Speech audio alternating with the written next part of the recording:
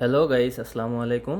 আমরা আজকে যাচ্ছি পান্ডা মার্কেটে শপিং করার জন্য, কিছু ফলমূল এবং শাকসবজি কেনার জন্য, মুরগি কেনার জন্য।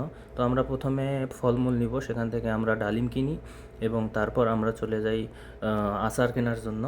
তো এখানে আমাকে একটা আচার খেতে খুব ভালো লাগে, সেটা হলো মিক্স ফুডের আচার। সেখান থেকে আমরা আচার কিনি হাফ কেজি। 1 কেজি আচারের দাম হলো 60 টাকার মতো, 7 রিয়াল। তারপর আমরা এখান থেকে গেলাম মুরগি কেনার জন্য।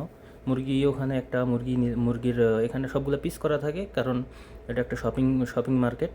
এখান থেকে আমরা চলে গেলাম হলো মুরগির চিকেন ফিলেট কেনার জন্য, কারণ আমাকে চিকেন ফ্রাইটা খুব ভালো লাগে খেতে। সেখান থেকে আমরা মুরগির চিকেন ফিলেট কিনবো। তারপর সেখানে রেডি টু ফ্রাই যে আলুর চিপস পাওয়া যায়, সেখান থেকে আলুর চিপস ফ্রাইস নিলাম আমরা।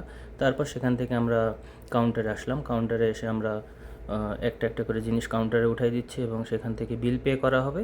বিল পে করে আমরা সেখান থেকে বাইরে যাব। বাইরে গিয়ে একটু কিছুক্ষণ আড্ডা দিয়ে তারপর আমরা চলে যাব বাসায়। সো আমরা শেষ করলাম, তারপর আমরা এখন বাহিরে।